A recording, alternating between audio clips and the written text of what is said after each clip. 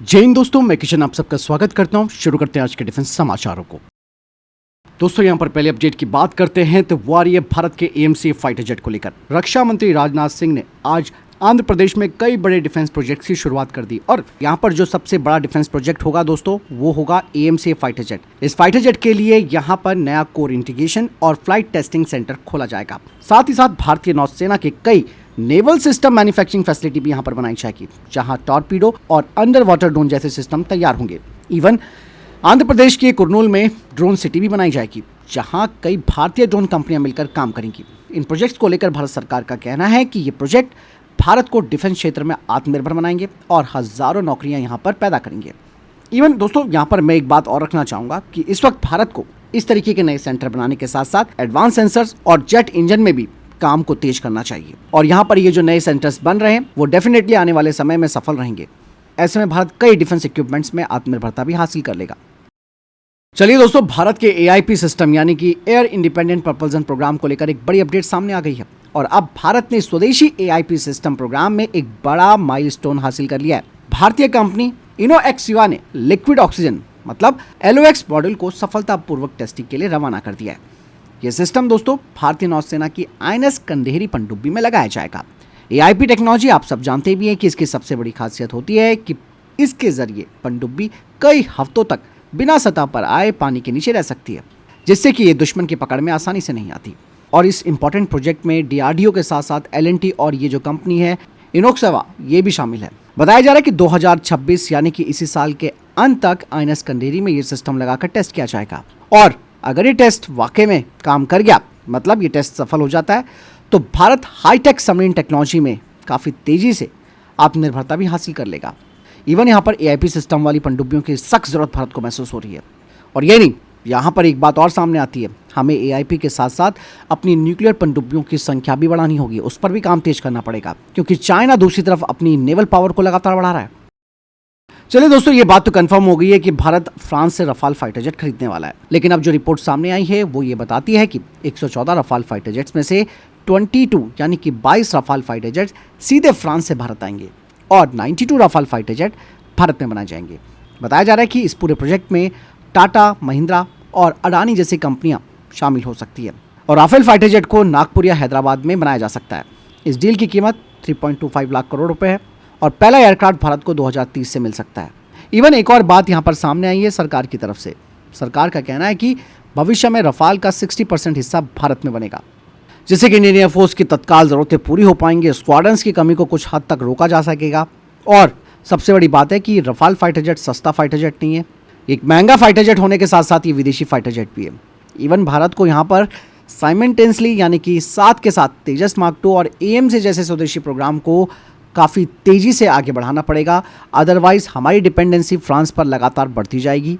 और आप सब जानते हैं कि जंग के समय हमेशा चाहे आपका कोई कितना भी ट्रस्टवर्थी पार्टनर हो, वो स्पेयर पार्ट्स का रोना शुरू कर देता है। यही वजह है कि भारत को अब अपने घरेलू प्रोजेक्ट्स पर काम तेज करना होगा। फिलहाल इस बारे में आपकी क्या राय, कमेंट सेक्शन में लिखकर जरूर बताइएगा। और सबसे बड़ी बात, 2030 में अगर हमें पहला रफाल फाइटर जेट मिलेगा, तब तक भारत अपने खुद के जैसे कि तेजस मार्क 2 को अगर हम यहाँ पर रखते हैं तो उसको भारत काफ़ी हद तक यहाँ पर तैयार कर चुका होगा। लेकिन यहाँ पर टाइमिंग भी बहुत बड़ी प्रॉब्लम है। खुद फ्रांस के पास एक बड़ा बैकलॉग पड़ा हुआ है। 2030 का मतलब आप समझ रहे हैं, हमें एक 4.5 जनरेशन वाला फाइटर जेट 4 साल बाद मिलेगा। तब तक टेक्नोलॉजी किस लेवल पर पहुँच गई होगी, बाकी के जो देश हैं खासकर कि अगर अमेरिका और चाइना की बात की जाए तो ये किस लेवल पर होंगे और हम किस लेवल पर होंगे, ये भी समझने वाली बात है।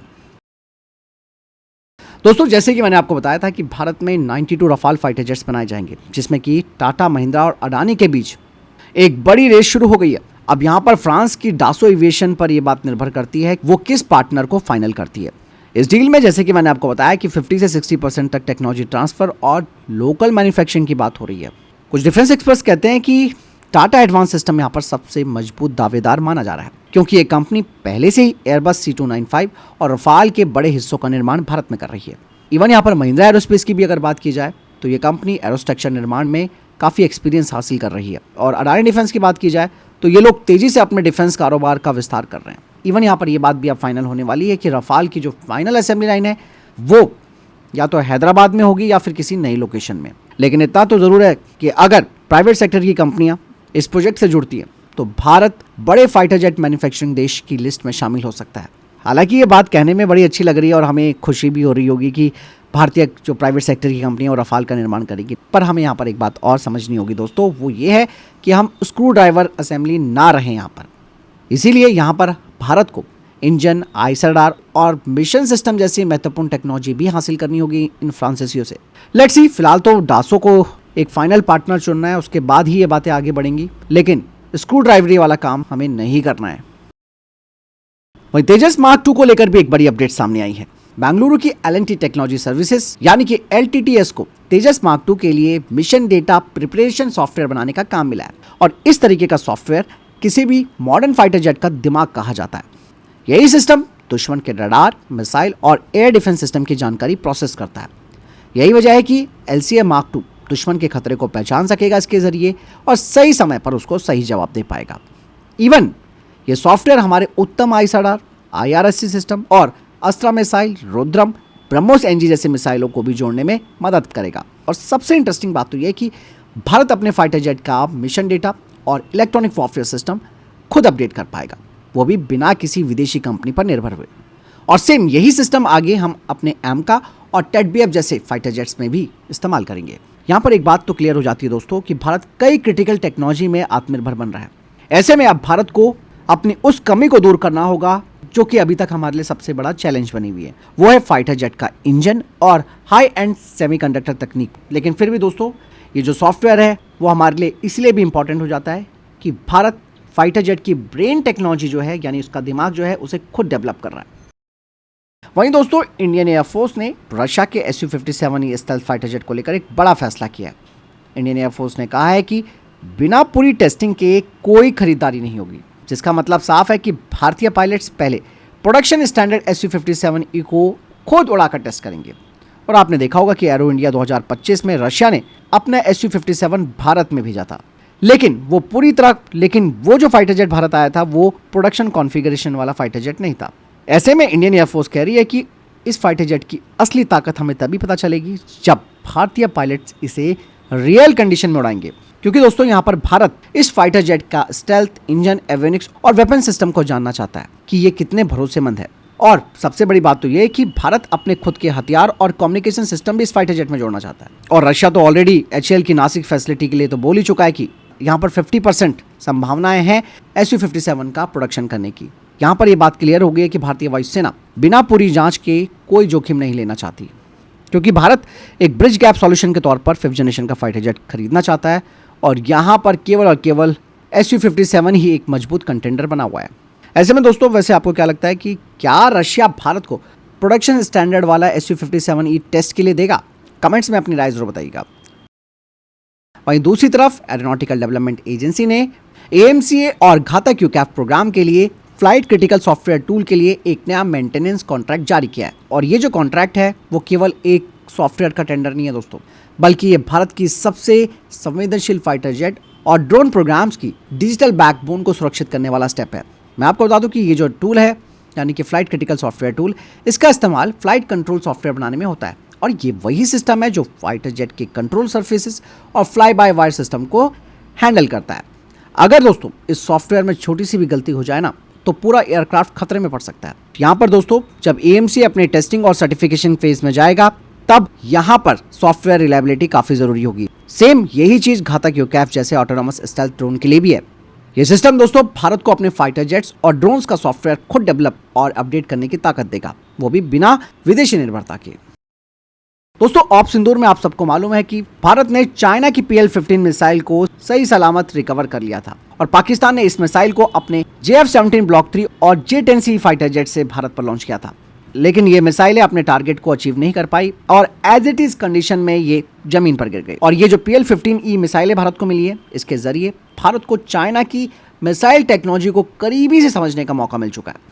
अब जो नई रिपोर्ट आई है वो बताती है कि भारतीय जो वैज्ञानिक हैं, उन्होंने मिसाइल के रडार सीकर, डेटा लिंक और फ्रीक्वेंसी होपिंग सिस्टम की पूरी स्टडी कर ली है, जिससे कि इंडियन एयरफोर्स अब PL-E-15 जैसी मिसाइलों को बेहतर तरीके से पहचान कर उसे जैम भी कर सकती है। बताया जा रहा है कि रफाल के स्पेक्ट्रा सिस्टम और Su-30 MKI और तेजस के इलेक्ट्रॉनिक वॉरफेयर सिस्टम में भी कई नए अपडेट्स भी जोड़े जा रहे हैं। मतलब साफ है कि भारत को इस मिसाइल की असली रेंज, स्पीड और नो एस्केप जोन के बारे में बहुत महत्वपूर्ण जानकारी मिल गई है और इससे भविष्य में इंडियन पायलट्स की सर्वाइवल टैक्टिक्स और कॉम्बैट स्ट्रैटेजी और मजबूत होगी।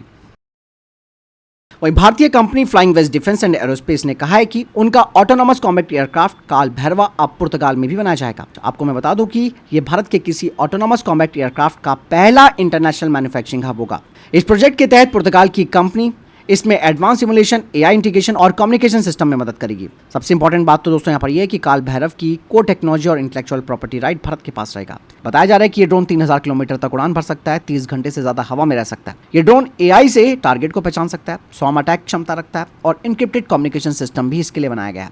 यह पूरा प्रोजेक्ट ऑपरेशन 777 का हिस्सा बताया गया है, जिसका लक्ष्य भारतीय डिफेंस टेक्नोलॉजी को 77 देशों तक पहुंचाना है। और इस तरीके की साझेदारी दिखाती है कि भारतीय डिफेंस स्टार्टअप कंपनियां जो है वो केवल घरेलू ही नहीं बल्कि ग्लोबल डिफेंस मार्केट में भी तेजी से जगह बना रही है। इसके अलावा भारत की प्राइवेट सेक्टर की कंपनी एंड्योर एयर सिस्टम अब अपने सबल 200 लॉजिस्टिक ड्रोन पर काम करना शुरू कर चुकी है। इस ड्रोन की सबसे बड़ी खासियत दोस्तों इसका 200 किलो तक सामान ले जाने की क्षमता है, जिससे कि आप अंदाजा लगा सकते हैं कि ये सबल drone ammunition, ration, medical supply और कम्युनिकेशन इक्विपमेंट्स को आसानी से पहाड़ी इलाकों और बॉर्डर पोस्ट तक पहुंचा सकता है। और इवन इस कंपनी को भारत सरकार ने बड़ा सपोर्ट दिया है आरडीआई फंड के तहत। सबल 200 का डिजाइन आपको बिल्कुल चिनूक हेलीकॉप्टर जैसा दिखेगा, जो कि ट्विन रोटर सिस्टम का इस्तेमाल करता है। और इस तरीके की जो ट्विन रोटर सिस्टम है वो पहाड़ी इलाकों में काफी कारगर माने जाते हैं। और ये कंपनी पहले 20 किलोग्राम और 50 किलोग्राम पेलोड वाले ड्रोन भी बना चुकी है, लेकिन 200 किलोग्राम क्षमता वाला ये नया ड्रोन इंडियन आर्मी की लॉजिस्टिक पावर को पूरी तरीके से बदल सकता है। दोस्तों यहाँ पर मैं आपको एक चीज़ और बताना चाहूँगा, ये ड्रोन डेफिनेटली हमारी आर्मी को बड़ा सपोर्ट देगा, लेकिन अक्सर युद्ध के मैदान में इसकी कमियां भी सामने आ सकती हैं, जैसे कि इस तरीके के जो भारी भरकम ड्रोन होते हैं उन्हें दुश्मन आसानी से ट्रैक करके निशाना बना सकता है।